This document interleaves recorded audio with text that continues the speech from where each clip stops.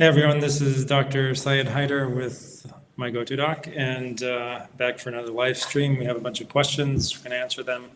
If you have any questions, drop them in the live chat, and we'll try to get to them right away. I'm good to be back in sunny Puerto Rico after 4 months of traveling all over the place. So I'm back in my home studio, as it were. Hopefully we'll build this out a little bit better so it's a little bit nicer looking. Get back to I used to have a backdrop with 3 bookshelves and all these books. My kids stole that office and now it's theirs. So I have to buy some new bookshelves for myself and move all my books in here. And I'll probably look a little bit more professional. And I should probably do something about the sound because it's kind of echoey. Anyway, so let's get to the questions. Helen Triol-Drozd says, "Hi Doc, are most long-haul COVID people ones who were vaccinated? Everyone I know with long COVID has been vaxxed and boosted. What's the best remedy for them?" So I don't know about most. There's a significant percentage in both camps, both vaxxed and unvaxxed who got long COVID. I was never vaxxed and I got long COVID, and it was not terrible, but it was pretty bad, and it lasted for a couple of years. And now I've gotten quite serious about my health, and I spend 2, 3, 4 hours sometimes a day on all these different things to detox. And I think the journey of like a proper detox probably takes 6 to 12 months. My business partner and colleague and friend and teacher, Hakeem Shabazz Ahmed, he has the most experience of anyone I know with really, really profound detoxing. And he's been doing it for probably over a decade himself. And he still sees junk coming out in his stool from his liver and his gallbladder. So it's a long process. You get the most benefit probably in the beginning that you're going to get, and then later on you're just like getting fractional benefit. But every bit of junk you can get out of you over time, the better it is, and you'll really reap the rewards when you're much older, in your 70s, 80s, 90s, hundreds.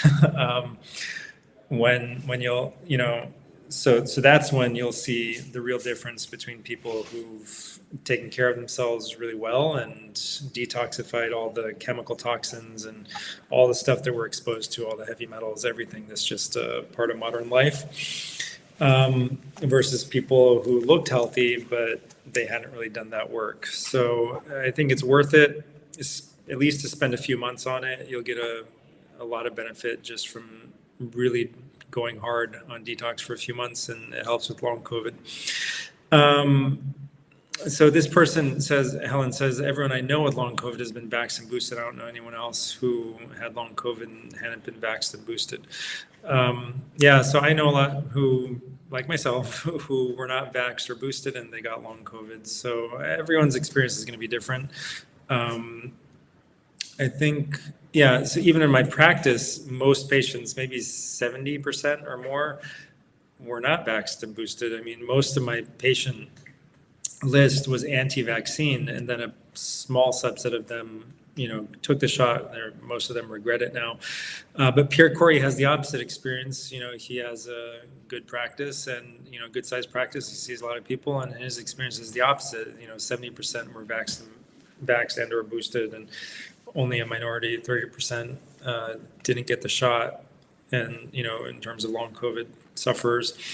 So you really have to kind of pool all the data to get some idea of what's actually going on in the broader world.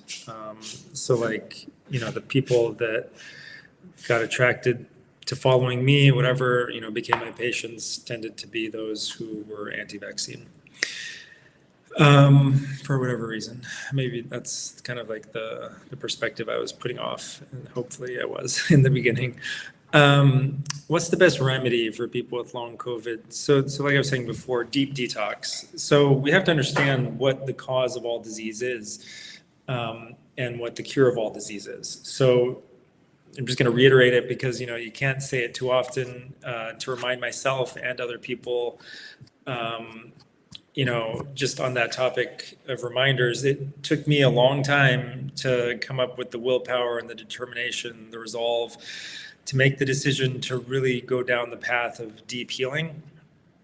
And the only way I got there was by the same way everyone gets there, which is learning, right? Knowledge, gaining more knowledge. And it's not that I didn't know all this stuff, it's that I had to convince myself at deeper and deeper levels. And eventually, I got to the point where I tipped the balance between, decision and indecision, and I went ahead with it. And so the way I did it was by basically working very hand in hand with my friend Hakeem Shabazz, and we started writing articles together, and I brought him on as one of the people who works in my practice online at mygotodoc.com. You can find him at mygotodoc.com/Hakim, Hakim.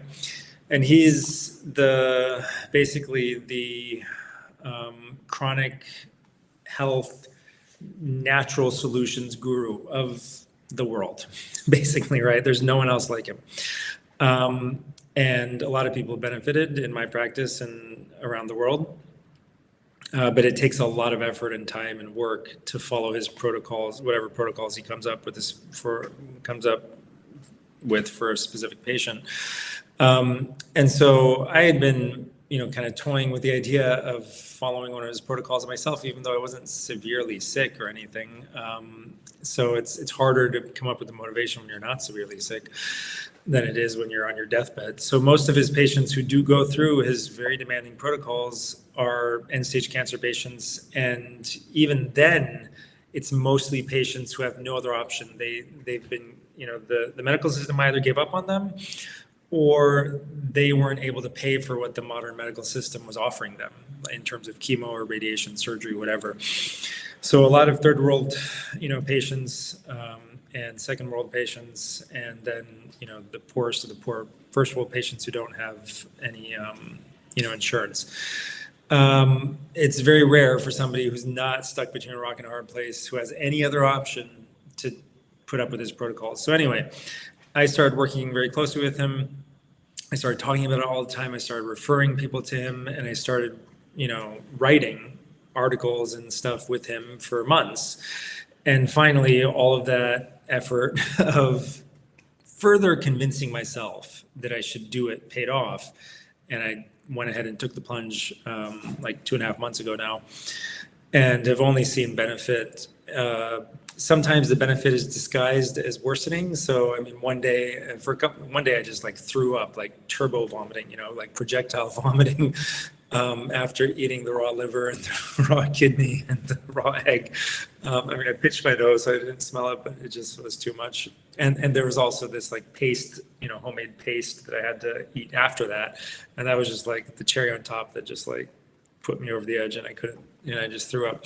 And then I wasn't supposed to eat for like a day or two after that. And I continued having nausea for a little while. But so that, a little bump in the road wasn't a big deal. And, there have been a couple of those where you get worse, right? So there's either a Herxheimer or there's a detox reaction, or you go a little bit too far and you get out over your skis a little bit in terms of detoxing too quickly, where you're, pulling toxins out of your fat cells or out of your other tissues, and they fill up your bloodstream, and your actual avenues of elimination aren't wide enough, to get rid of them, right? So they just make you feel really sick. And so avenues of elimination have to be supported and opened, and, so that includes things like enemas and sweating every day, sauna, or a hot bath, or both, et cetera, right? Making sure you're urinating a lot. So drinking plenty of fluids, which is easy on this protocol because there's a lot of stuff you have to drink. And breath work, right? So all of that stuff's included in it. And when people don't do all of that is when they get the really severe Herxheimer reactions, when they're not doing all of that supportive work to keep the final avenues of elimination open. So you can start releasing toxins, but If they have nowhere to go, you're just going to make yourself extremely sick. So, and especially when you're losing weight, you got to do a lot of work on this because the fat stores a lot of toxins. All right, so the best remedy, again, to get back to this little tangent that I jumped off on, to get back to the main thrust of this, what I was talking about, the best remedy requires knowing what the cause of any chronic disease is, and it boils down simply to this, which is there's a balance in your body between things that are toxic to you and things that are beneficial to you. And you can have toxins and quote unquote nutrients, right, at every level of your being. And the physical is just kind of like the most basic level of that. So toxins and pathogens are on the toxin side.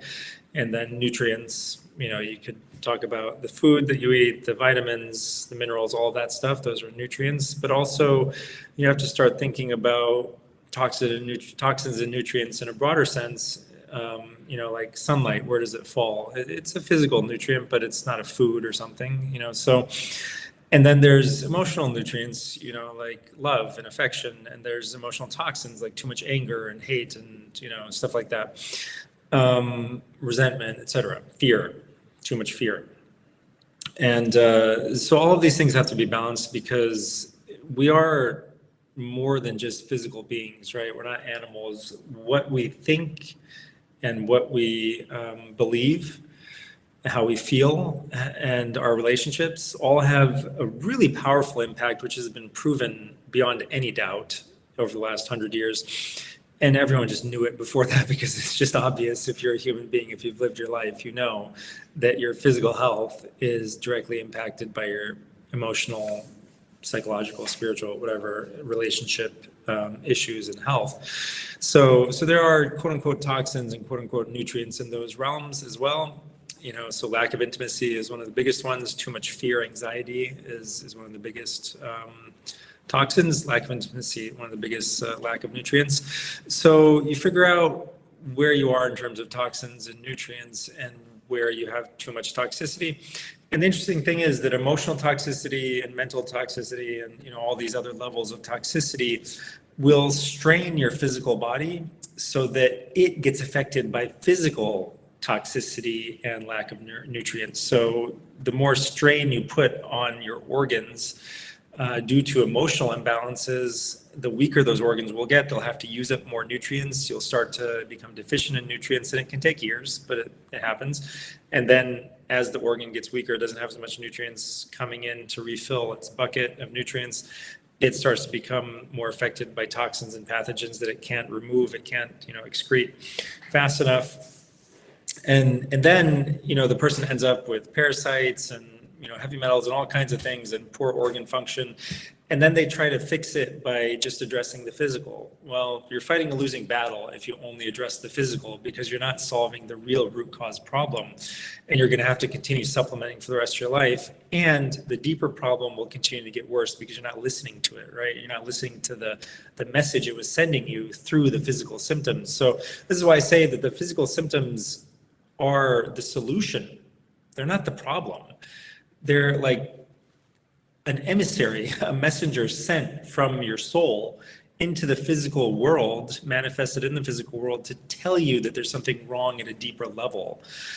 And if you don't fix that thing will continue to get worse because you're covering up the message and you're ignoring what's really wrong inside you. So that continues to get worse. It can eventually break through the dam, preventing it from getting worse physically because you've taken supplements and whatever or medications, whatever, to cover up the physical manifestation. It'll usually break through that dam eventually. Maybe it takes months, maybe it takes years, because it's been growing continuously. The organ is still damaged and under strain, and eventually the disease will be so bad that you can't cover it up anymore, no matter what you do, which is essentially what we see happen with every chronic disease patient. So I worked in hospitals for over a decade. This is what you see. Every person who's in their 80s, 90s, and beyond, you see who's been taking medication for chronic disease their whole life. every decade they're adding more and more medications, raising the doses, and eventually they get to the end and you can't control their blood pressure, you can't control anything. Everything's out of control. They end up on dialysis, they end up disabled, etc. So pay attention, okay? The medical problems that you have are your friends, okay? It's your immune system that causes most of what we think of as disease, which is really symptoms, which is really your immune system responding to the actual physical problem. But the real disease is in your soul. This is why I say that, like, your only problem is yourself. There is no other problem in this world other than you yourself, okay? Everything else just reflects you to you, all right? So all the people that have hurt you and said bad things about whatever, all of that, it's not really outside you, that what, in terms of what bothers you, right? Other people can't bother you. Events can't bother you. Only you can bother yourself by how you respond to them. And your response to everything is going to show you what's wrong with you, right? So that's why everything happens. Everything in the entire, in our reality happens in order to reveal us to ourselves so that we know ourselves better and thereby know God better. And so that's really the whole purpose of life, is to regain balance, or to achieve balance, right? You were created imperfect, imbalanced, and you're trying to achieve balance, not regain it. You're trying to achieve it, and the closer you get to it, the more perfected you become, the better you know the divine. So if you don't understand that, you don't really understand what is going on. Okay, you're confused. You're confused about the nature of reality. So the first step in fixing anything is understanding its true nature and why it's broken, right? What's actually wrong, and that's the root. That's the root of it. So everything short of that, everything short of making that realization and deciding finally to fix yourself, is going to lead to worsening of the deeper root problem. And this is what almost everyone who comes to me wants. They don't want to fix their root cause problem, even if they believe they have one. They just want to extend their rope a little bit further and continue passing the buck to their future self with a lot of interest to pay it back then. So they're exhausted, but they just want to have more energy. I don't care how you give me more energy, just give me more energy. And then help me sleep, because now I can't sleep once you've given me energy, right? So give me something to help me sleep. And they continue burning the candle at both ends so that they can keep doing what they want. And what they want is just selfish, right? It's based in greed. It's just selfishness. This is what every human being's essential problem is: self-love, thinking that they are God and that the rules don't apply to them, or they shouldn't apply to them, or they can continue to ignore them. Natural law, the way of reality, the way the world works, people are ignoring it, and they're doing what they want to do instead. And that ends up destroying them. Sooner or later, it destroys them. And most people are on that path to destruction. So, physicians are enabling this. That this is the truth of the truth of the matter, that physicians, even really good ones, who don't understand this basic fundamental reality, are enabling, addicts who are addicted to self-love, to themselves, right? To just, and so this is why all real medicine boils down to doing something you don't want to do. Because the things that you like, naturally, sweetness, comfort, relaxation, these things, your soul gravitates toward them automatically, and you like them. And so we tend to overdo all of those things, right? As children, as young adults, as older adults. And that's where the dysfunction develops, right? And it's a dysfunction starting at a high level, the level of the soul, the level of the mind, the level of, the emotions, et cetera. And it's reflected in all of those, levels. But in the physical realm, it leads to chronic diseases of abundance, right? The heart failures and the high blood pressures and the diabetes, especially, and the obesity, right? So all of these diseases are a reflection of what's actually at the root cause of all of this is this greediness that's run amok. So in order to reverse that, in order to get back into balance, you have to do the opposite of what you've tended to do your whole life. So you have to stop the sweet, add bitter, right? Like bitter melon is really great for diabetes. Eat less instead of eating more. Eat the things you don't like to eat instead of eating the things you like to eat. Have the flavors you don't like instead of the ones you do. But sometimes it gets a little confusing because most people don't like to exercise, but some people have learned to love exercise, right? And then that becomes their imbalance, and now they have to stop exercising. So you have to look at what you've done that has been too much, and you need to reverse that. All right, so we have a bunch of questions in the chat, so I'm going to go there, or comments. AC Flower says, so if you have severe anxiety, any supplements or protocols that may help for a healthy 21-year-old male? So again, if you've been following along with what I've been saying, just focusing on supplements and generic protocols is not going to help, right? You need to fix the deeper root cause. Along the way, while you're fixing the deeper root cause, absolutely supplements can help. Mulungu bark, which we sell at mygotostack.com, we're basically the only provider of Mulungu bark in the form of a capsule and at the most concentrated dose of, extract of 20-to-1, dry whole powder, has been extracted and boiled down to,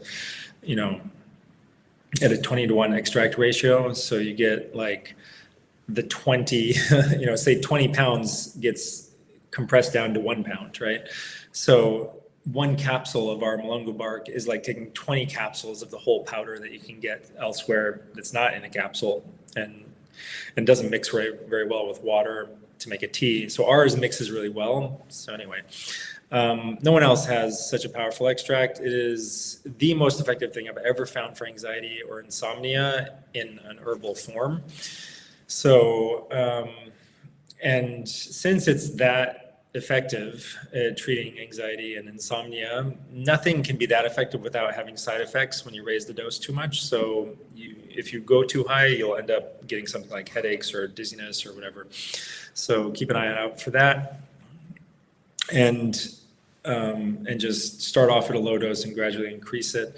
But at the same time, you need to do things like breath work. You need to do things like heat therapies, and you need to detox, right? You need to figure out why the person has severe anxiety. What's really going on at a deeper level to give them severe anxiety. And there's going to be some sort of incorrect belief about the nature of reality, some sort of emotional core root issue, maybe oftentimes some sort of trauma, some sort of relationship issue, some sort of work-related issue, some sort of, all of these things are going to be involved in creating that severe anxiety. They're going to reflect in the physical body as toxicity, too many toxins, too many pathogens, parasites, viruses, whatever, and you go to a functional medicine doctor, they'll list all those things for you and spend $5,000 testing for all those things and then tell you how to detox all of them.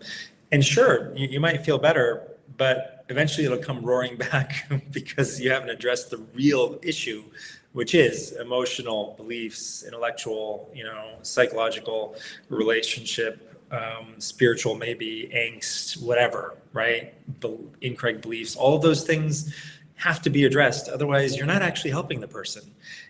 What's helping the person is the severe unremitting anxiety, which is telling them that there's this deeper problem. If you just leave them alone to suffer, right? No one likes to suffer, but suffering pain is good. It's not bad, right? Like when a baby burns themselves, they learn never to go near the fire again. That's a good lesson.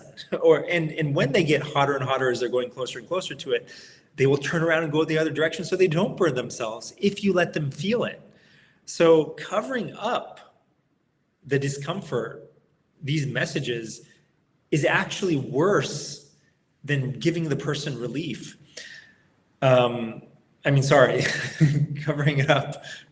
Covering it up is much, much, much worse than relieving them. So, that's the same thing. Covering it up is much worse than letting it go, letting them suffer. So giving them relief is worse than allowing them to suffer ultimately. I mean, I understand there's situations where they haven't understood that for decades, and so they've been covering it up for a really long time, and the pain has kept getting worse and worse, right? Severity's kept getting worse to the point where like you have to have some compassion on them and give them some relief. At the same time, explain this reality to them, and then sort of like, bring things back down. You have to like de-escalate the situation. So it's gotten to the point of like nuclear war, right? It's like World War III level. And so you have to de-escalate first before you can remove all the, so you have to live in reality, obviously. But what I mean by, saying that letting somebody suffer is better than giving them relief is especially back in the beginning, right? So if you could roll the clock back and you're just getting like headaches every day, don't take the painkiller, figure out why you're getting headaches. And when you do that, when you make it like, when you decide that you're not going to take anything to relieve, minor discomforts or even moderate discomforts, you will find that psychologically it pushes you in the direction of stopping the thing that's actually causing it, whether it's physical or emotional, whatever. So when you get headaches because you're mad and screaming all the time and you just let them happen, right? You let the discomfort come, you let the heartache come, you don't cover it up with alcohol, whatever. You don't cover it up with, doom scrolling all day long, right? So you don't cover up the angst with something, social media, regular media, substances, whatever. Eventually you get uncomfortable enough here in your heart that it forces you to change the thing that's really causing the problem. So even if you don't consciously realize what that is, you will at least subconsciously be pushed in the direction of getting better. All right, Brenda Brenner says, I'm 84 years old. I have long COVID for 3.5 years. I have long Lyme, COPD, mold injury, celiac disease, SIBO. I was pre-med. I don't know if you mean actual pre-med like in college or something else. Maybe it's a typo. Should I detox the gut, heal leakage before taking your product I bought? Does active charcoal help with Herxheimer's? Thank you. You have to tell me which product you bought, so I'm not sure which product you're referring to. Yeah, I mean, the best thing is to talk to Hakeem Shabazz and get a very deeply personalized protocol. So basically, you have this laundry list of problems that you've identified. And they're probably all, if not most, most, if not all, the same underlying problem, just different manifestations of the same thing. And again, like I was saying before, there's going to be something that your body has been trying to tell you for probably your whole life, since you were aware and conscious of what was going on. Some imbalance that's been there for your whole life in the emotional, psychological, spiritual, et cetera, realms. And the message has been getting louder and louder and louder and louder and louder because you're not listening to it. You're not, addressing it in the right way. And it's going to continue getting louder if you're lucky, because it's trying to help you. And, so anyway, what you need is to go to somebody who understands that reality, like Hakeem Shabazz, and ask them to explain that to you in a way that makes sense for you specifically, and then start addressing it gradually. So it does include, I'm not saying you just like sit there and meditate and think about yourself and, try to change yourself like that. It does include physical changes and a lot of physical detox. And yes, activated charcoal helps with Herxheimer reactions, but it doesn't help open the pathways of elimination. What it does is once the stuff gets into your stool, it'll absorb it, right? But it doesn't get it into your stool, right? So you got to open up the gallbladder and the liver, probably coffee enemas. You have to, encourage bowel movements every day, make sure they're happening once or twice a day sometimes. You got to be sweating, you got to be doing this and that. And so the charcoal only addresses what's coming out in your bowels if it gets to the bowel lumen, right? If it actually gets excreted into the bowels, the charcoal will bind it and get it out of your body. So yeah, in that sense, it's like limited help, but it's not the whole picture. Yes, you should detox the gut. Yeah, absolutely. Yes, you should heal leaky gut. And that means basically an AIP diet, low carb for most people, low carb AIP, autoimmune paleo protocol. All the things that are eliminated in that are the things that cause gut inflammation and prevent gut leakage from healing, even though a lot of them are healthy foods by their like they are basically healthy foods like milk and, eggs and, all those things are in and of themselves, they're very healthy. I mean, eggs are fantastic. Milk is fantastic. I mean, there's nothing like it for gaining muscle.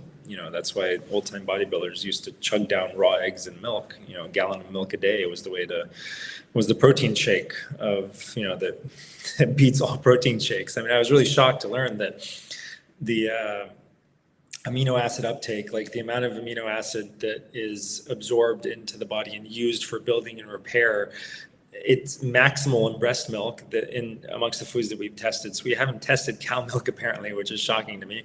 And the second best, almost as good as breast. So breast milk is like 49%, and the rest gets used up for, converted to sugar or used up for energy in some way, or excreted or whatever. So breast milk is 49%, eggs are 47%. And then the nearest to them is like so far below them. It's like 20% or something for whey protein or whatever. And so I suspect that probably cow's milk or goat's milk or one of the other animal milks, buffalo milk, maybe camel milk, whatever, these other milks are probably close to breast milk as well, even though they haven't been tested properly for that specific metric. So anyway, getting back to the question here. Yeah, I mean, for mold, in order to mitigate the severity of the symptoms short term, get a good quality air filter in, your house and through, every room that you need it in. Lyme and COPD, all of this stuff can be healed if you stop worsening it by figuring out what's actually going on, and removing physical and other toxins. Yes, I was pre-med in college. I bought a Substack from you, or I'm a paid subscriber maybe. I'm aware of red light, housebound, low FODMAP, clean diet. Westerners here in Rhode Island are useless.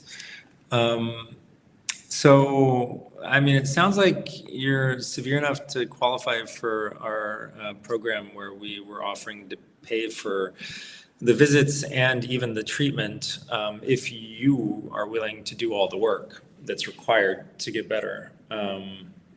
So the hardest part here is not us, paying. That's not the heavy lifting. That's like nothing.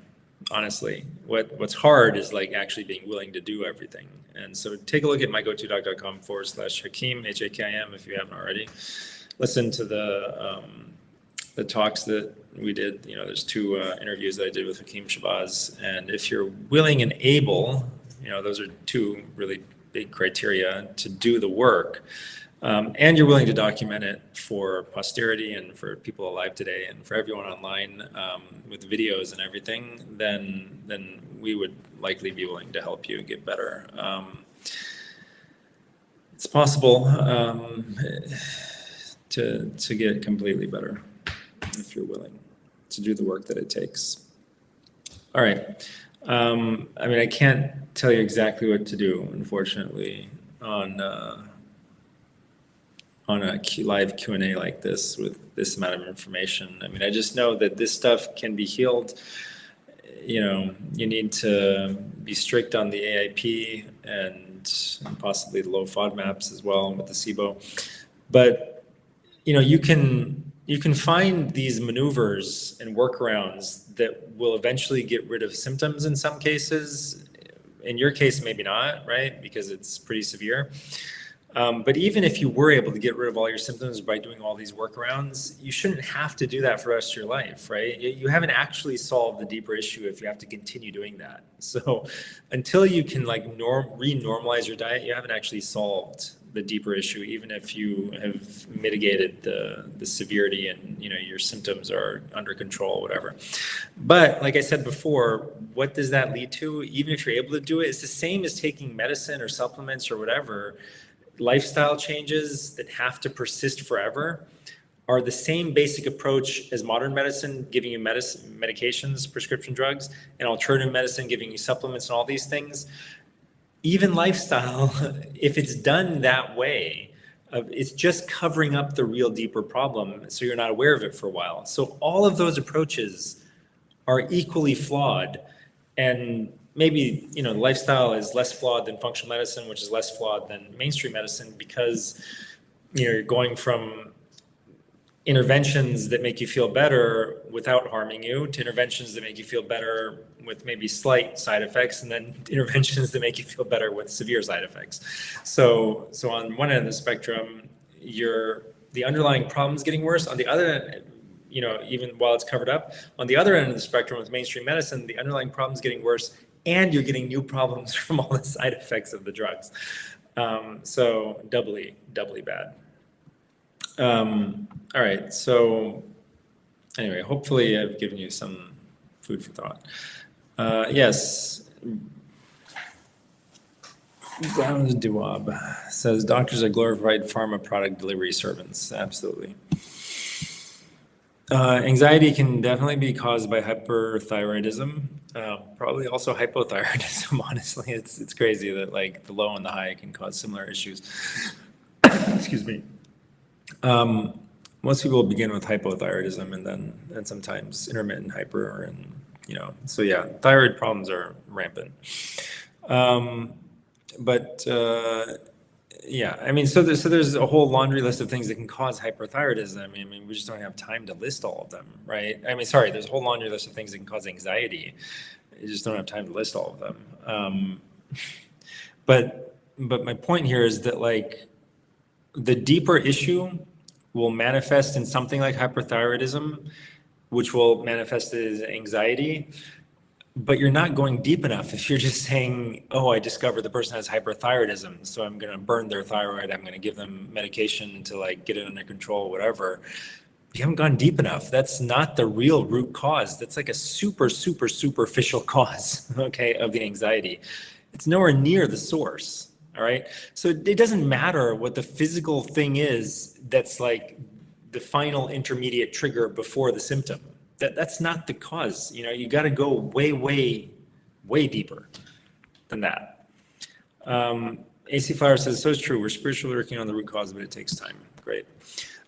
Starlight says, I'm going to the root of lazy colon. Not sure what to do next or while doing the deep body, mind, divine work. I know the detox, which I'm working towards, and all you're saying is close to my heart, asking about in the meantime. I'm not sure what the question is here. Yeah, so, I mean, if you're asking like what could be the deeper meaning of like a lazy colon, yeah, what could be the deeper meaning, right? So your colon excretes waste, right? This gets back to like the main problem in the modern world, which is this greed to hold on to things, right? Like you don't let go of things. So it might manifest in your life as like you just hoard things, you keep things, you're always worried that, you just have too much stuff in your house. You're one of the people who has storage units and their closets are full and they're overflowing into the house and they never throw anything away. This creates stagnant energy, mentally, emotionally, and it's reflected in the physical world. And so people are afraid. Like it comes down to fear, right? It's you're afraid you're not going to have what you need, so you don't get rid of the waste. You don't move things along, and so that kind of blocks new things from coming in, unfortunately. So this is an interesting insight from a Chinese medical master practitioner. He was telling one of his students that like they were asking, they were like, why do you spend so much money, right? Like, why do you have a fancy car and all this stuff? Aren't you supposed to be like, like a spiritually realized master who has no attachment to things and, luxury and stuff? And like, the point is that you can spend a lot of money and appear to be enjoying wealth and everything, but not be attached to it in your heart, right? So the world is in your heart, it's in your hand, it's not in your heart.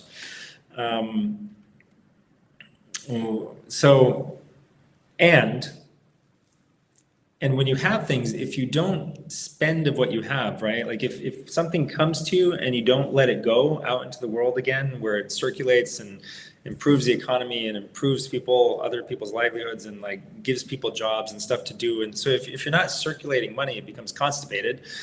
The economy becomes constipated, you become constipated, and then you're blocking more from coming in. So, so you got to keep it moving, right? And the more you give away, the more will come to you, right? That's my point.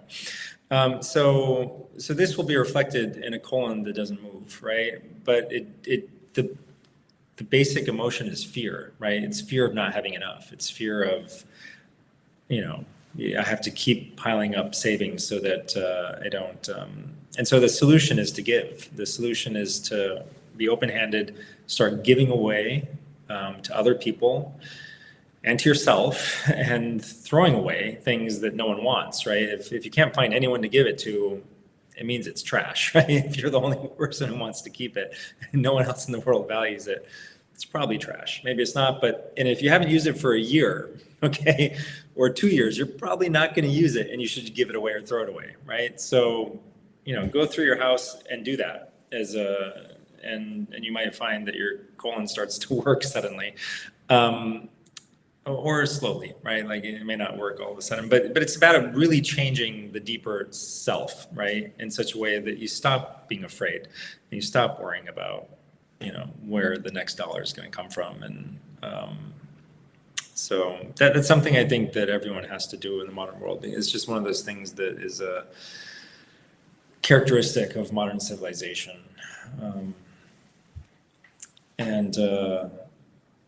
Stress, fear, this is what's, so because like parasympathetic, and it causes weakened parasympathetic tone. And so you need a parasympathetic signal to your colon in order for it to let go, in order for you to have a bowel movement.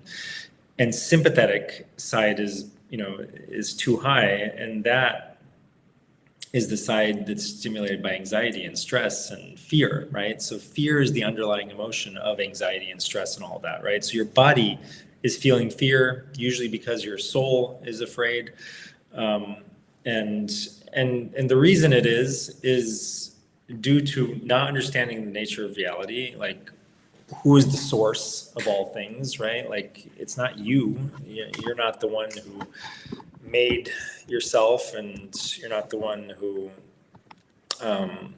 is the real source of any of the things that you get, including money or goods or whatever, love even. And so anyway, to correct this, you have to correct the person's beliefs about reality, how it works, and where things come from, and who's in charge, who's taking care of them really.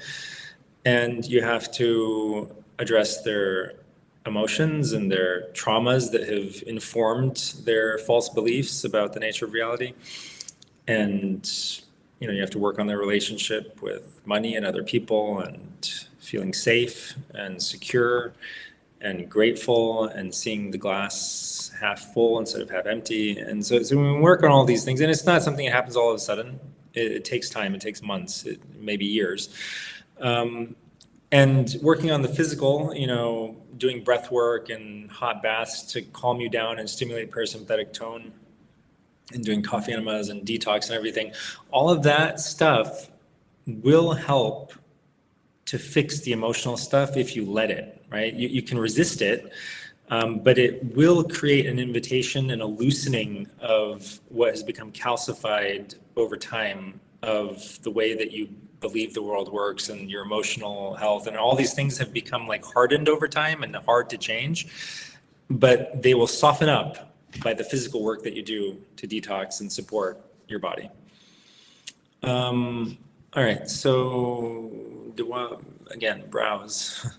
How many humans get infected and die from rabies? Infinitesimally small. And why is every house pet in the country required to get a rabies vaccine every 3 years, when there's practically zero chance that a homebound cat or dog will ever be exposed to rabies? I agree. Is this another mandated pharma scam? Yeah, of course. So, I would not be surprised, and I would absolutely expect that some sort of pharmaceutical connected, political action, organization is behind mandating all the mandates that we have for animals and for humans, and someday probably for plants and insects and everything, right? So the people who are selling the thing are the ones who are motivated to get it mandated to be used. And so, yeah, I think that's clear. Okay. All right. So let's go back to the list of questions we had over the last week, since I think I've exhausted what's in the chat. Lily Vo says, if one starts to use an oxygen canister, is that then forever, or can you use it when needed and stop? No, it's not forever.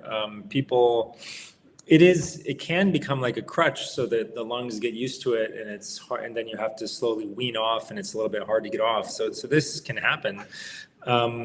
It depends on how much you're using it. If you're using it like an hour a day, that's not going to happen, right? If you're using it for hours and hours, or if you're using it all day, then yes, your lungs will start to do less work to extract oxygen because they don't need to do as much work. So it's like a crutch, right? And actually, you're getting too much, so they start extracting less from the excess that they're getting. So it's hard to titrate it perfectly, right? To just as much as you need, and not anymore, and for just as long as you need, and not anymore. And so weaning oxygen is something that happens all the time in the hospital, in the ICU and step down unit, and even at home for some people who can't get it all done in the hospital. All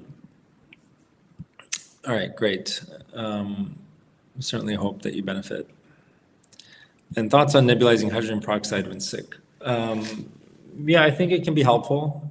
So, emergency care is a different realm compared to chronic care. And with chronic care, you have to understand all this stuff I've been saying before, during this live stream from the beginning, that like, you don't want to cover things up and blah, blah, blah, right?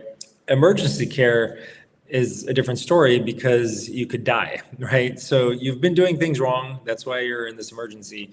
But we can't fix all of that right now. We just have to keep you alive and get you back on your feet so that you hopefully can address all the chronic stuff that you haven't been addressing your whole life. So yeah, whatever you need to do in in an acute situation when you're suddenly sick and you're worried for your life, and that situation has different rules. I'm not an expert on nebulizing hydrogen peroxide, but it is something that's in our acute protocol. It is something that seems to be very helpful without downsides, but everything has downsides, and every medication that you use may have downsides, and there will be probably oxidative stress involved, but it'll kill the thing that is harming you. So best in every situation, acute or chronic, is to have somebody really expert, just there at all times, making sure you're doing what's right for you at that moment. So I can't say what's right for everyone in an acute situation, but hydrogen peroxide is probably one of the things that works quite well, gets straight into your lungs.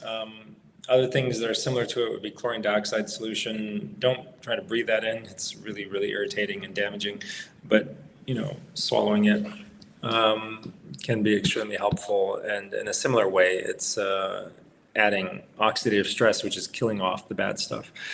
So it's a good form of oxidative stress at that time, in that situation.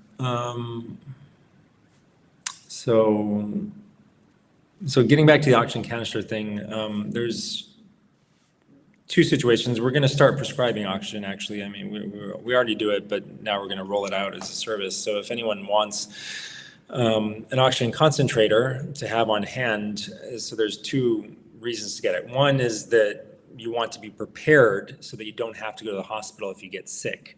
So you don't need it now. You're not going to use it now, but you're just going to keep it in the corner with your disaster pack of medications.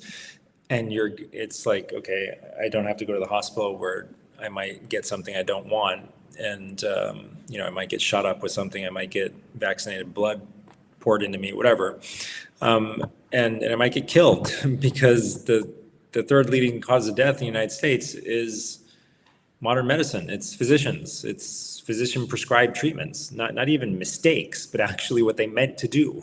Probably the fourth leading cause is the mistakes that they make, but the third leading cause of death after whatever, heart disease, and whatever number two is, probably lung disease, is what physicians meant to do to you. Okay, it's insane.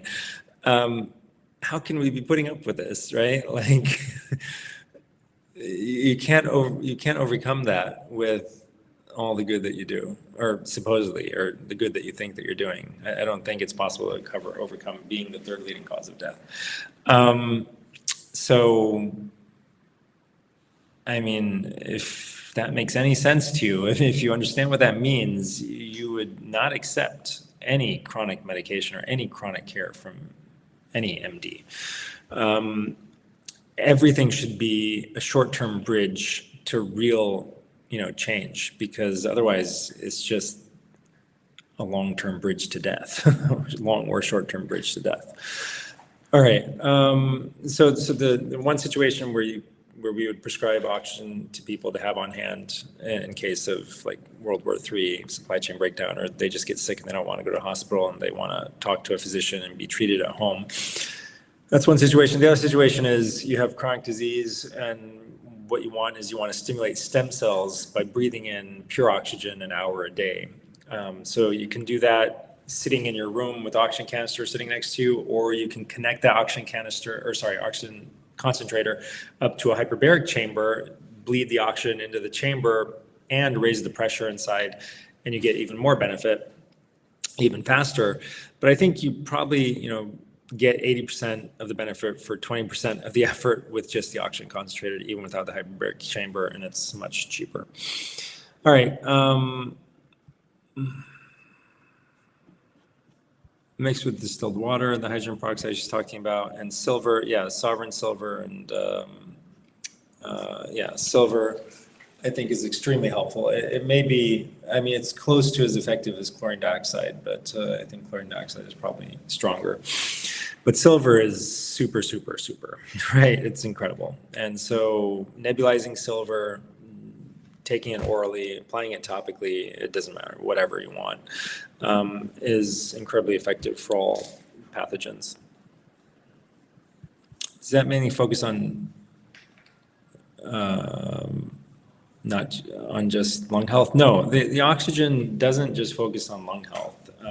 Oxygen will help with, we will stimulate stem cells that are pluripotent. They can go anywhere and they can repair any tissue, and they'll go where they're needed. So the bone marrow will create stem cells due to the oxidative stress from extra oxygen, and they'll go and seek out damaged tissues. They'll embed themselves there, and they'll turn into that tissue, a healthy version of that tissue. So it is stem cell therapy on the super cheap, right? Like, no one should be spending tens of thousands or hundreds of thousands of dollars or traveling to Turkey or whatever, or Mexico for stem cell therapy, when you can basically get it at home for the price of an oxygen concentrator rental for $50 a month, or purchase it for, $1,000 one time, $600 to $1,000, depending on how, what the flow rate is. So you should definitely, consider that if you have chronic disease, while of course you are addressing the deeper root cause issue, which just stimulating stem cells won't do. Sandy Worrell says, last week you talked about reframing the trauma we've been through. And so anyway, just to wrap that up, if you are interested in an oxygen concentrator, go to mygotodoc.com and request one. Last week you talked about reframing the traumas we've been through and letting go of the power they have over us. Is there a program or book you recommend for helping us do this? The best thing is to talk to Hakeem Shabazz. He's brilliant and very wise, and he'll cut through all the BS and make it super easy for you. And like, you can exhaust yourselves.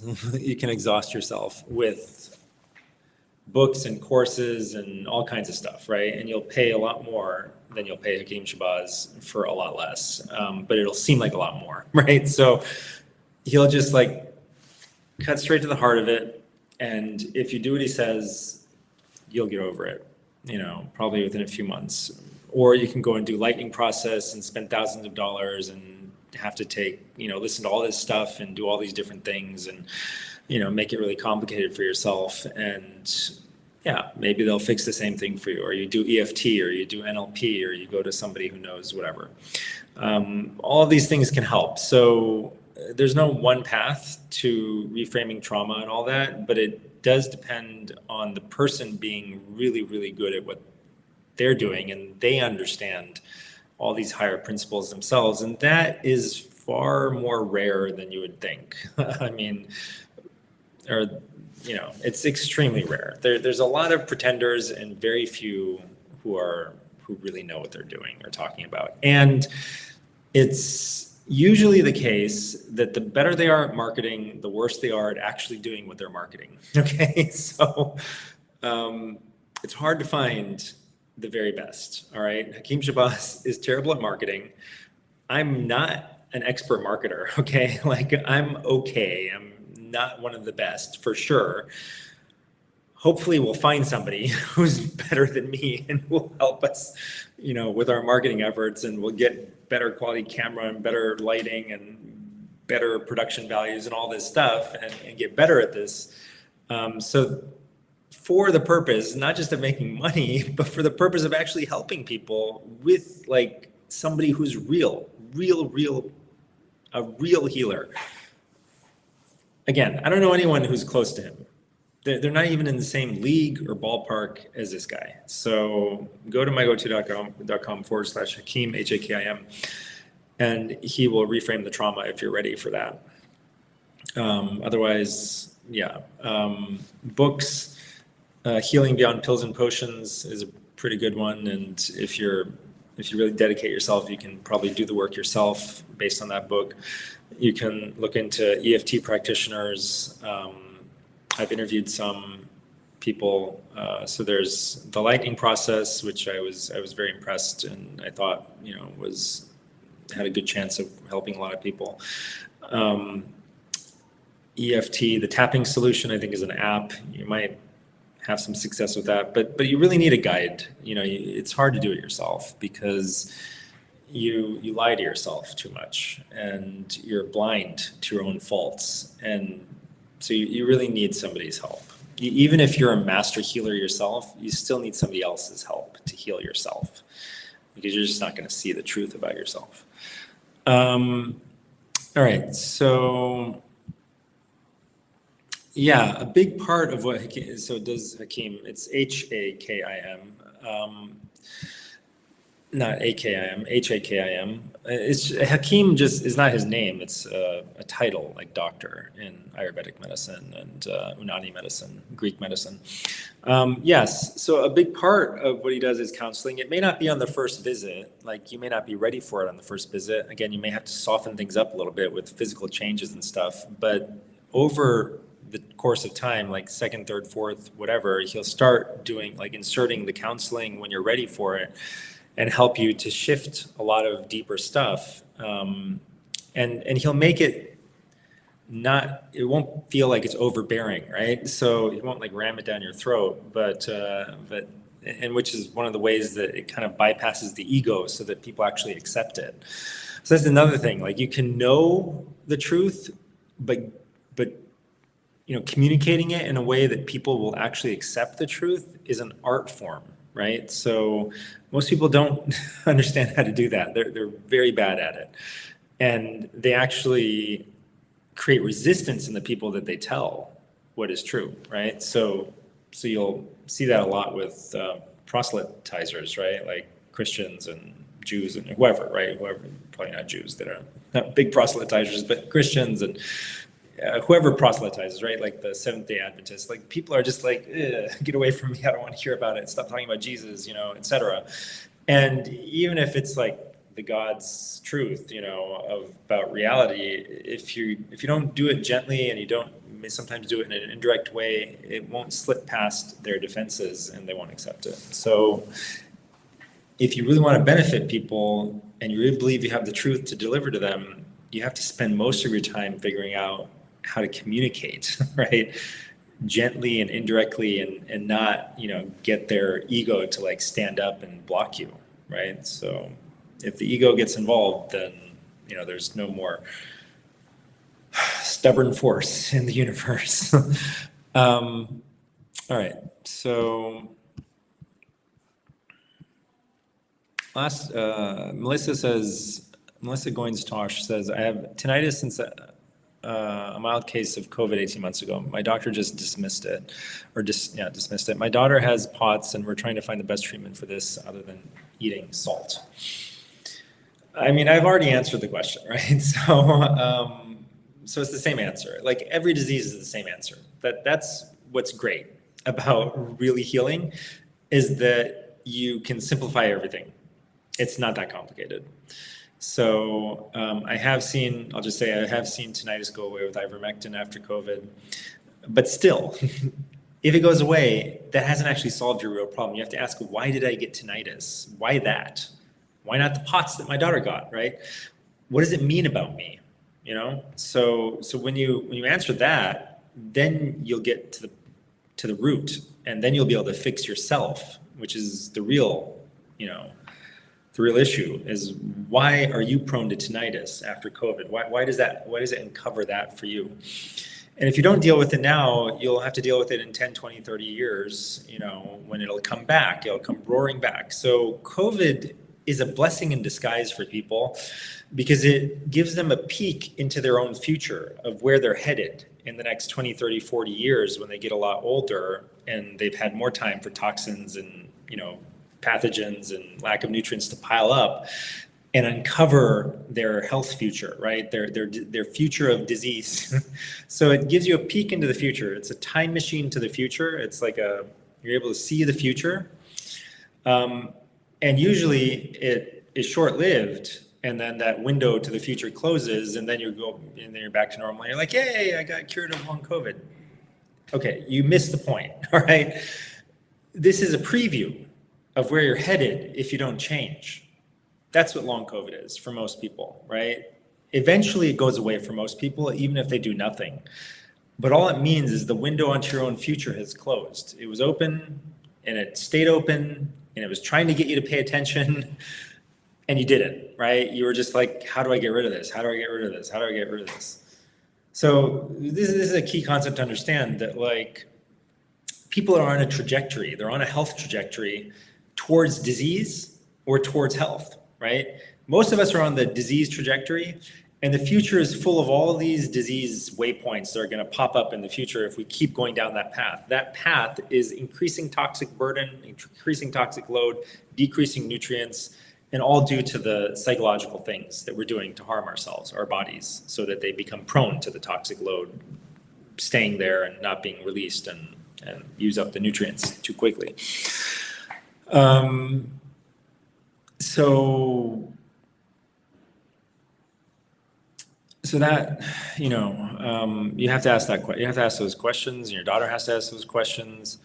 And so the best treatment is not the treatment that gets rid of the symptom fastest. The best treatment is the treatment that helps you get more comfortable on the way to actually healing the deeper root cause that it's uncovered, and prevents it from things from getting worse in the future, or prevents the same thing from popping back up in the future, or something worse popping up in the future.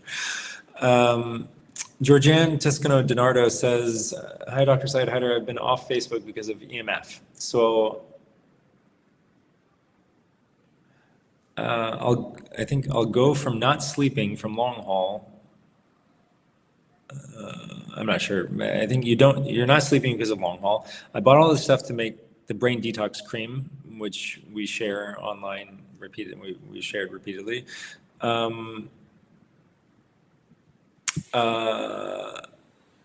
And next I'll make the EMF cream. I'll keep you posted here as I use it. I know my symptoms, I have Lyme, Bark, mold, etc., are from not being able to detox. This helps. Thanks for all you do for us. Yeah, if anyone in the chat needs that link, if you don't have it, let us know and we'll post it. But it's only available homemade. I mean, if there's enough interest, we'll try to figure out how to make it because it's kind of complicated to make. And the first manufacturer I asked refused, and it was like too much effort for them, or just technically not possible. So it would probably have to be homemade for now. But basically, it's incredible. It helps you detox head and neck, helps you sleep, and then there's this EMF cream that it's not hard to make, but like a handful of ingredients, make it in your kitchen. All right, so getting back to the live chat, you posted about all fruit having pesticide toxicity. So do you eat fruit since it's all contaminated, berries specifically? Yeah, I try to avoid fruit. So what a lot of people don't understand is that organic food has organic pesticides. There's no, industrial scale food producer that won't use pesticides. Maybe the one exception would be wild blueberries. So they just collect them wild, is my understanding. So there's no pesticides, there's nothing, not even organic pesticides sprayed on them. So there are huge producers in Canada, the US, and probably down south. But I think the wild blueberries, you can only find them frozen. So I don't think they sell them fresh. So they freeze them and you have to buy them frozen. Other than that, the issue with fruit, when you spray them with the pesticide, whether organic or non-organic, and the only, organic just means it's kind of like a natural flavor, right? So natural flavor is not actually natural. Like it's full of all these chemicals and you have to extract it and refine it. And it just means that it comes from something that grew in nature to begin with. But then you like extracted some chemical that has a flavor and you combine it with other chemicals and whatever, it turns into this thing. You didn't make it from scratch in a lab. You got it out of a plant, right? And it could be the same exact chemical that you got from nature versus, made in a lab from scratch. So like vanillin or whatever, right? Any natural flavor, you can probably make it both ways, but the end result might actually be purer if you make it from scratch than if you get it extracted from where it was, So like it's perfectly fine in the vanilla bean. The vanillin is not harmful. It's in small quantities. You don't have to extract it with all kinds of chemicals that get added to the final end product. So the pure thing itself is fine, but all the extraction and all the purifying and all the, manipulation you have to do to get it out, it might just be better to make it from whatever you can make it from in a lab that maybe has fewer steps and stuff. So anyway, natural, it doesn't really mean natural. And organic pesticide is the same way. It's like, okay, plants and bugs and, they create natural pesticides, right? Even humans create what you could call natural pesticides, like things that kill off invading microorganisms, So we extract those and we purify them and they mixed up with all these chemicals and this whole long process. And eventually you have the natural pesticide, which is called an organic pesticide. But it's been extracted and refined and purified and concentrated so much that it can be extremely dangerous, okay? Maybe not as dangerous as glyphosate, but maybe worse than some, synthetic pesticides, who knows? Just like, snake venom. It's natural, but it can kill you, right? So natural pesticides are not necessarily safe. So obviously the dose makes the poison, but basically you spray organic fruit or regular fruit with pesticides, and probably the organic are better in general, but neither are good. But you do your best. So anyway, you spray the fruit, and if it has a thick skin, if it's got a peel that you can remove, then hopefully you get most of the pesticide out. It depends on the life cycle of these things and when the pesticide is sprayed. So something new that I learned recently, apparently they're sprayed oftentimes before the peel forms in some foods. So if that's the case, if you spray the flower that ends up being a fruit later on, then like peeling the fruit is not really going to help remove the pesticide.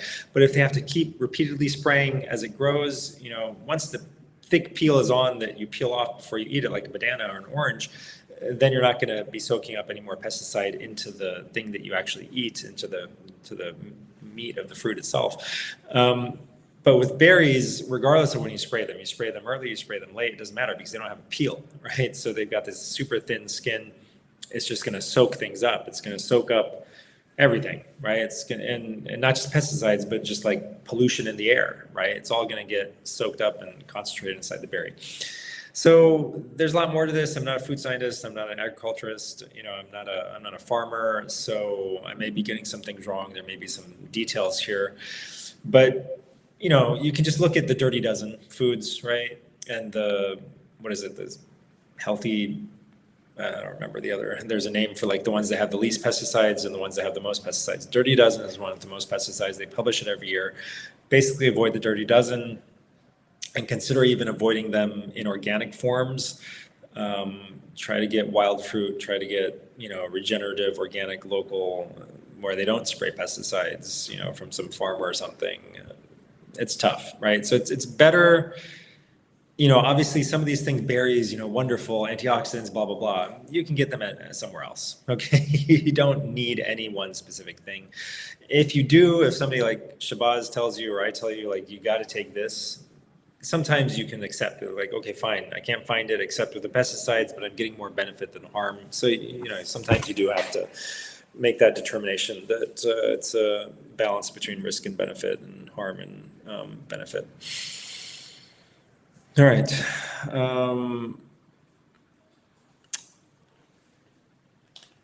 So going back to Georgiana Toscano's comment about not sleeping from long haul, some of the most beneficial things for sleep that you can do is get out and watch the sunrise and be outside during the sunrise, even look at the sun, just be outdoors completely, get full on sun, morning, 15 minutes minimum, maybe 30 minutes, and then midday and then late afternoon if you can. And then minimize the lights after dark, and the bare minimum is to wear 99% blue blocker sunglasses after dark, and you can't live without them, okay, if you're going to be exposed to light after dark. And try to turn off the lights as soon as possible after sunset, and try to stop using the phone as soon as possible after sunset. Put it on make the screen red and wear the blue blockers for the phone. Definitely don't use a screen bigger than a phone, especially if it's close to you, like a laptop. The smaller the screen, the better if you're using it after dark. Stop eating after dark.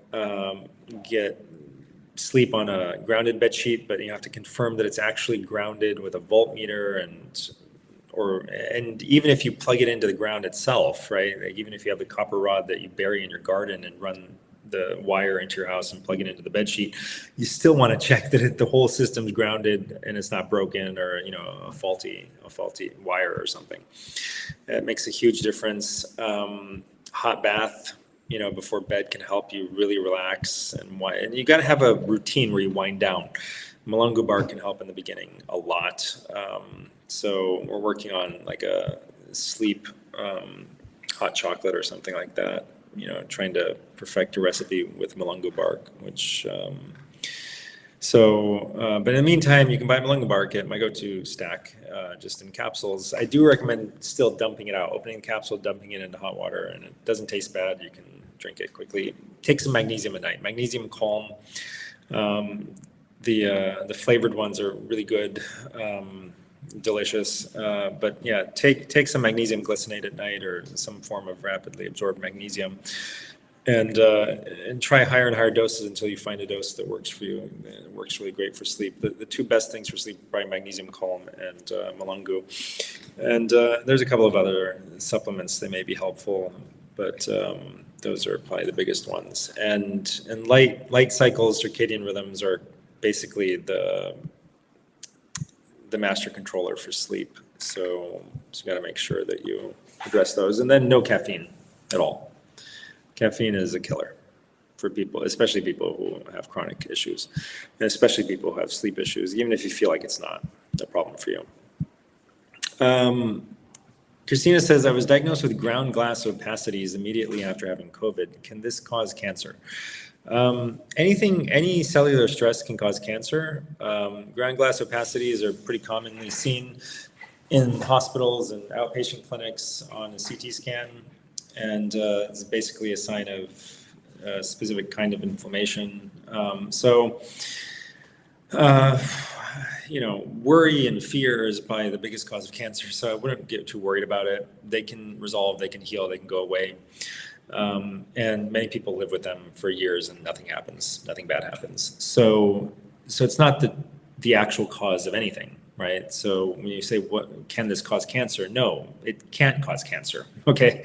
So like it's associated with cancer in some people, but it's not the actual cause of the cancer, right? Again, we got to get down to like brass tacks here. What's the actual cause of anything? If you go all the way back to the source, it's God. Okay. But why does God do things? He does things to draw you nearer to him so that you know him better, right? That's the reason he does things. Like he loves you more than you love yourself. And so he's trying to help you. He's trying to tell you something, right? And because that's the nature of reality itself, that's the way reality works. Reality will show you what's wrong with you that God wants you to fix, okay? So that you can know him better, right? The more perfected you become, the better you know the one who is all perfection, right? So basically, we're trying to realize these perfections, which are godly perfections within us, right? And the more we realize them, the more we understand the nature of God and the mind of God. So, so the cause of cancer is something in your own soul, some imbalance in your own soul. That's the real cause. And again, that's a superficial cause because also, but in the same, it's like saying the same thing, right? God is the ultimate cause. He's the doer of everything, ultimately, if you trace it all the way back to the source. But then there's a reason why he's doing things, right? So the reason is that you are imperfect and imbalanced and he wants to show you something. And he'll send you the message gently at first, right? So you might just have a little reflux or something, or you might have a little bit of a dry cough that happens once in a while, or every time you start yelling too much, like you start coughing, right? So he's going to send you the message subtly, and then less subtle, and then less subtle, and then louder, and then louder, and then louder, and eventually cancer, right? Cancer comes to people who have been stubbornly refusing to listen for years.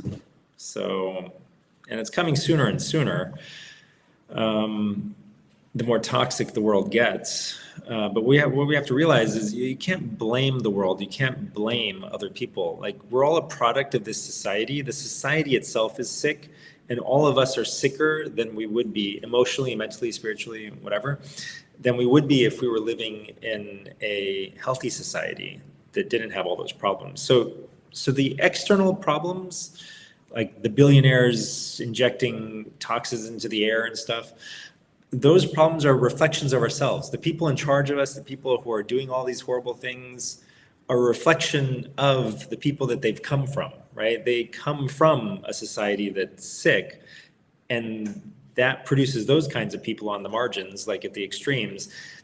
And then that makes the society physically sicker, right? So in a society, it begins the same way it begins in a human. It's deterioration of the culture and the society itself and the interrelationships of people that then leads to the things that causes the physical manifestation of that sociological, disease. So then it becomes physically manifest in toxins and pesticides and chemicals and atrazine and everything, right? And then that makes you physically sick. But all of that, everything is still pointing back to the source of the real problem, which is interrelationships of people, right? Just like it is. So at every level of reality, it works the same way, right? So higher level realities reflect in lower level realities, whether it's in a society or whether it's in a frog or whether it's in a pond or whether it's in you or a rainforest, it doesn't matter, or the whole earth. Chris Lumley says, how long is it safe to continue using an oxygen concentrator? I now only use 2 to 3 times a week for an hour to hopefully continue to help with cell repair. I think it's safe very long term. So people have studied it for months at a time and seen that it helps with dementia and Parkinson's and all kinds of chronic degenerative diseases. And so daily use, 1 hour a day, for many months. And, you know, what more can we say beyond that? Because we haven't studied these things for years. You know, no one has the time or the resources or the money to study these things for years. So the bigger, you know, longer term, it's like unknown whether something's safe or not, right?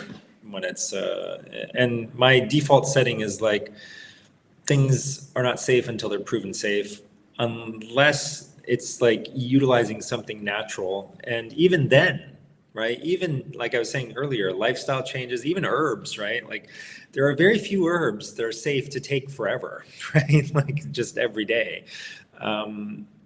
Maybe trifla is one of them, maybe turmeric is one of them, who knows, you know, so maybe black seed. But like a lot of herbs, they will create their own imbalance if you take them for a prolonged period of time. So most things, other even food, right? So like food should be most people's medicine, and even if you overdo that too long for long periods of time, like too much sweet, but really too much anything, too much bitter, too much sour, too much anything, too much any, you know, particular food, if you overdo it, it will harm you eventually. So you got to work on everything else. Now, and this is just one of those tools. I've had a chronic sore throat ever since I had COVID. I tried H1 and H2 and PPIs, but no relief. If anyone had the above issues, please let me know how it can be dealt with. My ENT and gastroenterologist suggested it's due to acid reflux or GERD. Yeah, it can definitely be due to acid reflux, GERD. It can also be due to postnasal drip, which they really should have said. I mean, maybe they did say it, you just forgot, but the ENT for sure would know that it could be due to postnasal drip. Since H1, H2, and PPIs didn't give any relief, it probably makes it less likely that it's due to acid reflux. It could be less likely that it's due to postnasal drip as well. Or maybe you just need something stronger to stop the drip or the reflux. So yeah, I mean, the answer is the same as all the other answers. You really want to figure out. So first we have to figure out: is it reflux? Is it postnasal drip? What is it?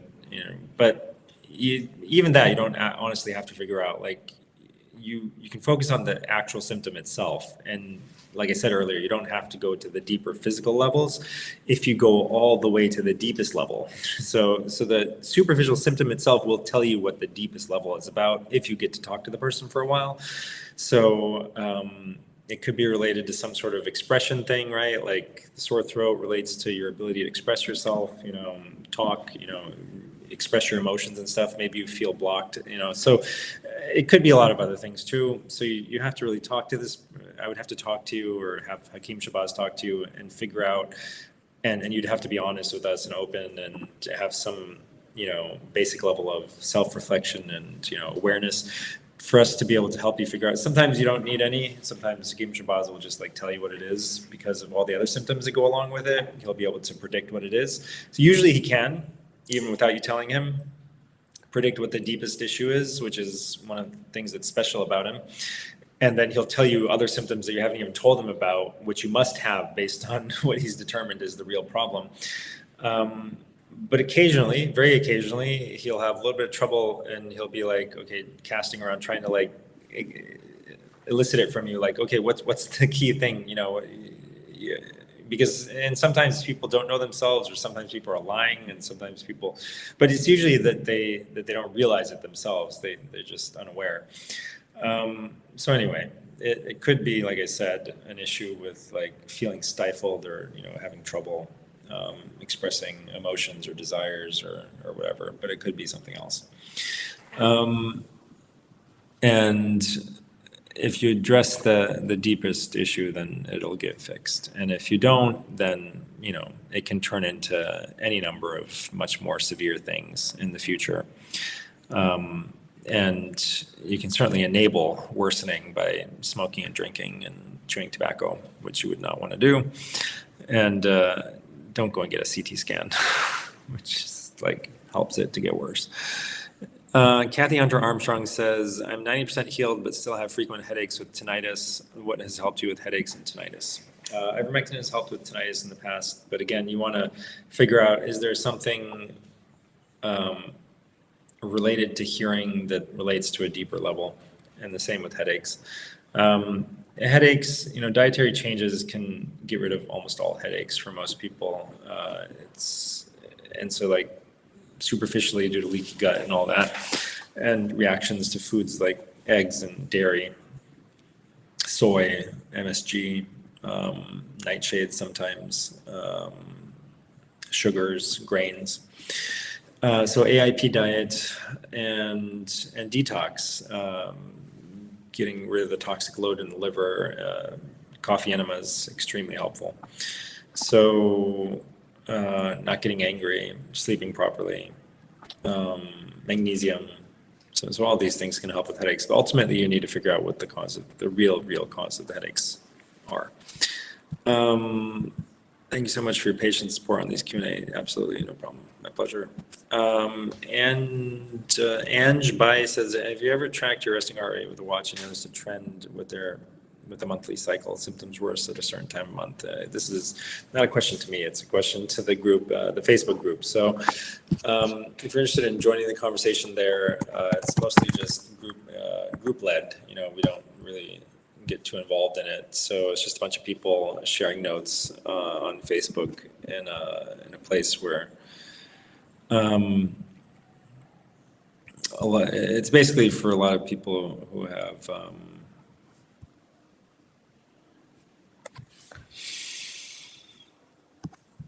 sorry, I'm just looking it up right now. It's a long haul reset Facebook group is what it's called. Long haul reset on Facebook. It's a group that we set up, and last I checked, it had something like 6,000 members. So I'm trying to find the group to see what it's looking like. I don't usually log in, so I think my team answers questions and stuff, though. I'll just type it in. The easiest way to find anything online, just type it into Google, unless they don't want you to find it, and then it's impossible to find it on Google. Long haul reset Facebook group. You can't figure out how to find it on Facebook, but you can find it on Google. It's the second result on Google. 6,400 members. And we get new people every day joining up. And it's just a place to connect with oftentimes like-minded people and other people who are suffering from the same thing and get ideas for how to, I think I'm live streaming right now on there. 3 people on Facebook are watching. All right, so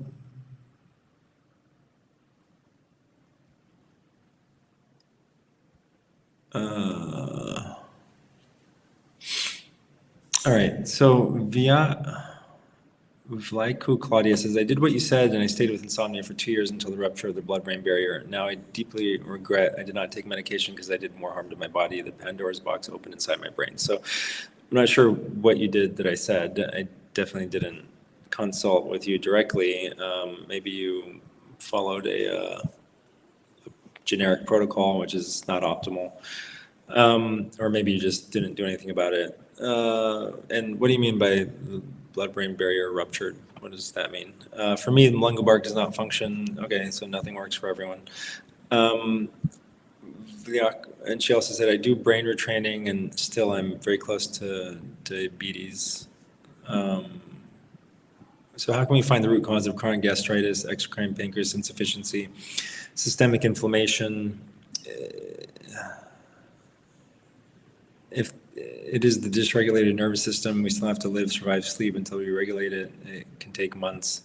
Yeah, so like I was saying, you do help the person feel better with some short-term, solutions that are not going to worsen the situation while you're addressing the long-term problem.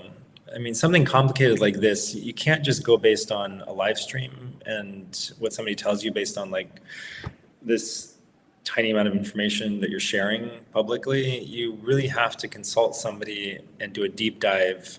And once they crack the code on what's wrong with you, and it doesn't matter what the superficial thing is, that doesn't tell you necessarily what's actually wrong with the person.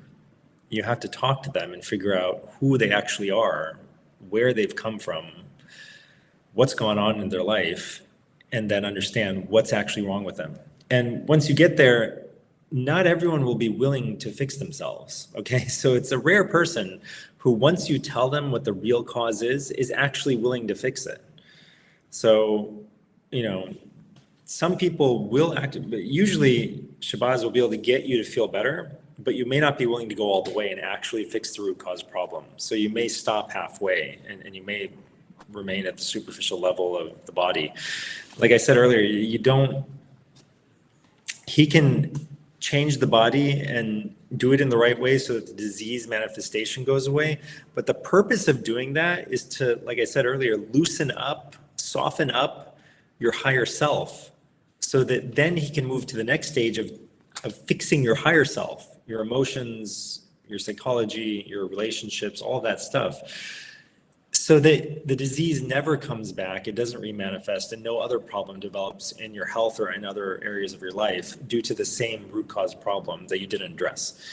So that stage, not a lot of people follow him beyond that, right? Most people are happy when the physical manifestation is gone and they just drop off the face of the earth once they get there.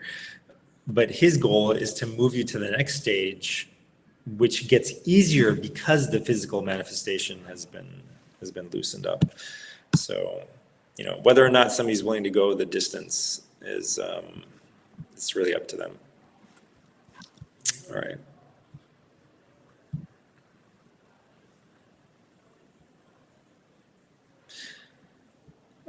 So yeah, anyway, what I was talking about earlier was Anjabai's question was probably dropped into the Facebook group somewhere and addressed to the group, not to me, but I've personally never tracked my resting heart rate with a watch, but there will be differences usually for most women during their monthly cycles, and it can be an interesting measure to track for heart rate variability. The more variable it is, the better, actually. So the less like a metronome you are, the better, which reminds me of Gattaca, or like the guy, anyway, we don't need to discuss the movie, but anyway, the less like a, you know, regular metronome you are, the, you know, less like a robot you are, the better it is actually for your heart. So basically this is really interesting. I mean, I've been working on a piece, you know, a blog about the heart for a long time, and it's like 95% done. I'm just not happy with it. So I kind of shelved it for a while, and I'll go back to it. But it's really interesting the way the heart probably actually works, based on some old Russian research that Midwestern Doc published, and some other things from other people, that it's like the beat to beat variability is about sensing everything that's going on in every organ. And there's probably distinct parts of the heart, just like we have a homunculus in the brain, like parts of the brain that control different parts of the body. You create a map of that in the brain, which is like an outline of a person with gigantic hands, because you have more innervation to move your hands than you do to move your cheek, for example, or your thigh. Might be a better example. So anyway, there's kind of a similar map of areas in the heart responsible for certain areas of the body. And those areas of the heart can sense what's going on. I mean, we don't really understand how this happens, but it appears that this is happening based on that research. And those parts of the heart actually send vortex flows of blood that remain separate within the larger flow of blood. And each of those little vortexes of blood send nutrients from a specific part of the heart to a specific part of the body. I mean, it's really astonishing, the complexity and how it works. I mean, it doesn't make sense. I don't understand how it works, but and the research, you know, it seems a little sketchy, but it's anyway, who knows? Maybe it's true, maybe it's not, but very interesting, and sounds like it should be the way things work. So anyway, yeah, so the heart is responding, and it's like sensing and responding. So it's a sense organ, sensing everything that is going on with the entire body, and then trying to balance things. And this is what all the ancient traditions thought about the heart, that it was the balance. So it's trying to balance the nutrient delivery amongst different competing interests and needs throughout the entire body. And if there's a chronic, you know, deficiency in an organ, the heart will have to try to make it up by redirecting resources from one place to another place. And it actually seems to even sacrifice itself trying to help the organ that is, taken care of. And so heart disease itself may ultimately not really have to do with the heart, but have to do with each of the organs, the organs that are under tremendous stress, leading to the heart being stressed by trying to keep things in balance, which eventually, and so some of the quote unquote best treatments for heart disease are these cardiac glycosides, like digoxin, but also more other natural, like it's a natural substance from a plant, and there are others. But the way they work is by stopping the heart from working so hard, right? And also beta blockers and other things. The basic way that they work is by stopping the heart from working so hard, what that means is that the heart's not able to help balance the body as well. It's not able to do its job. And so you're actually making the underlying problem worse by sparing the heart, when you should really be going to the source of why the heart is overstressed. And so it's stress itself is the essential heart disease. It's the essential cause of heart disease, but people don't ask, like, where's the stress coming from? Which organ is stressed? Which part of the body is imbalanced that the heart is taking on all this stress? So there are, kind of like universal sources of stress, like electromagnetic fields and toxins and whatever, all the stuff that we're exposed to. And then there's this specific thing that really pushes the heart over the edge and causes heart attack that has to be addressed. All right.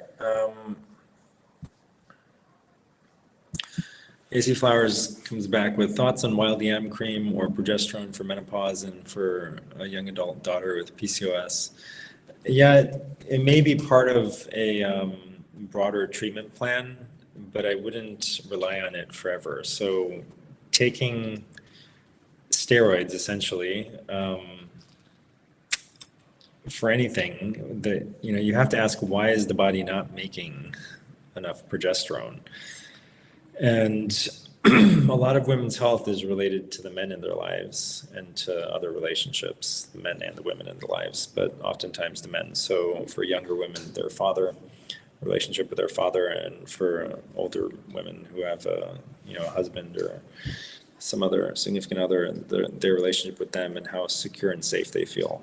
So there's a lot of things like shatavari and wild yam and a lot of things that'll help to cover up that relationship issue, but you really got to address the relationships with women and figure out why they feel insecure. And when you do that, then the problems will go away, and you won't have menopausal issues, and you won't have PCOS as a young girl. So I wrote an article about this, recently. It's in my blog. You can go look at the timeline at blog.mygotodoc.com.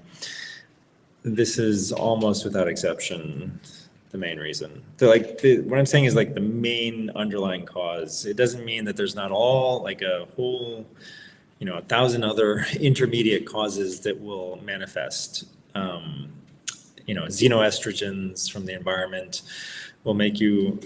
I'm writing a follow-up to that now, actually, which should be published on Friday. So go to blog.mygotodoc.com to get a notification, sign up to get notifications. You can sign up for free there.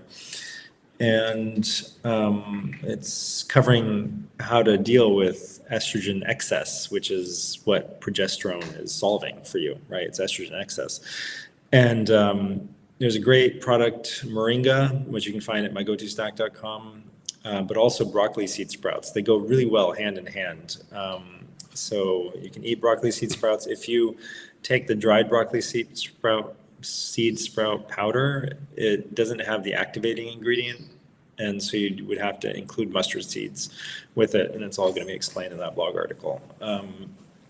So it's best to get fresh always, but if you can't, then add mustard seeds to the broccoli seed sprout powder and moringa, and don't touch receipts. That's like the biggest source of xenoestrogens. There's BPA or BPC or BP whatever in receipts, and all the BPs are basically the same. So avoid plastics as much as possible. never touch a receipt. It's better to lose the refund than it is to touch a receipt. The amount of BP, whatever you get from touching a receipt that goes straight into your bloodstream is insane. Okay, like it's more than you get from drinking out of plastic water bottles for like 1,000 lifetimes, probably. I mean, I'm probably exaggerating a little bit, but not much. So basically this, you need to look into estrogen excess. And what causes estrogen excess? Estrogen it's a hormone that's triggered by anxiety and fear to go up. I mean, obviously you need a certain amount of it, right? But the excess happens when you have anxiety and fear and insecurity, right? So a lot of that anxiety, fear, insecurity is related to male relationships from women. And for men, it's oftentimes related to, worries about providing for the women in their lives or themselves, or both. And so it's related to money.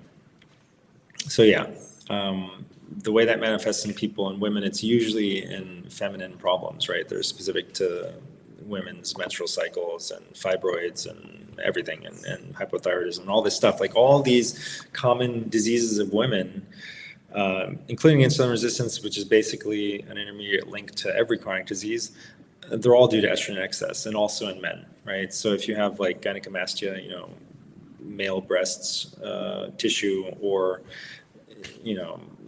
gallbladder things, thyroid things, heart disease, I mean, all these things can boil down to estrogen excess, and it's due to anxiety, fear, insecurity, number one, which then leads to a bunch of other, downstream effects, which lead to toxins and pathogens and all kinds of things, leading to its expression and nutrient deficiencies, and et cetera.